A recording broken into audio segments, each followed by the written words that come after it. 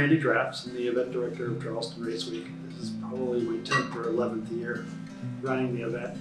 Sailed my first race week probably in 2000. You saw that it was a pretty special event.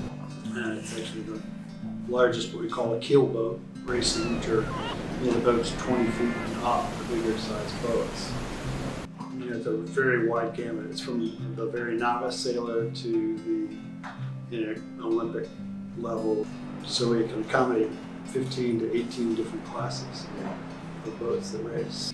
It's a niche little small sport, but there's a good friend of mine said it was probably the most globally accepted sport in the world. If you took one sport across the entire globe, sailing is probably always there.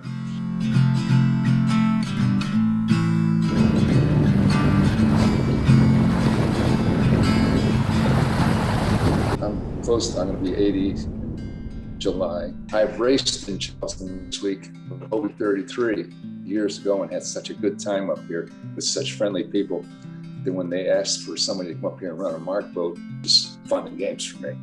We have five women, 5 out of 12, which is almost half women. It's mostly men, and sometimes you'll see like one woman. Well, I started learning to sail like 7 years ago, so I learned as an adult. This is my 3rd race week, and if I can do it, anybody can. I mean, we have a big age group difference too. The youngest person is 15, and the oldest person is early 70s. I'm not sure exactly. Clemson Sailing has been competing in Charleston Race Week for say about 5 years now is when we did our first one. Charleston Race Week has been great to us because they have allowed us to compete as a college team. We ended up having 2 boats this year, which is really impressive.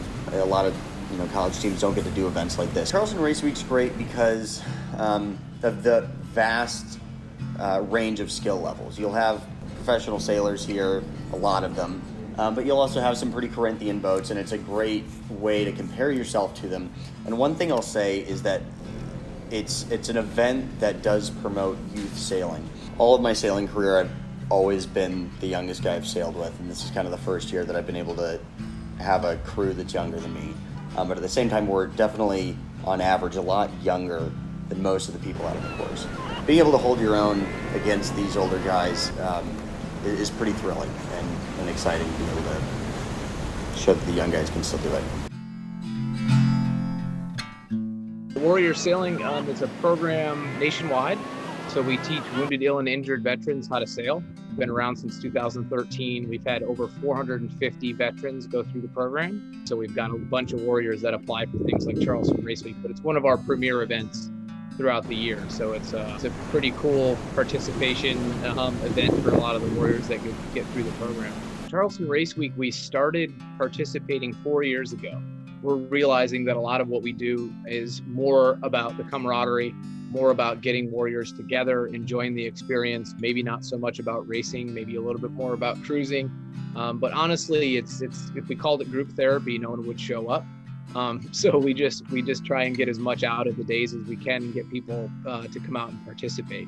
Everybody learned a whole bunch. We had a bunch of smiles. We had a bunch of people having a good time. And Charleston's such a wonderful place to sail. The weather's perfect. It's an easy sell for warriors to come to Charleston in April.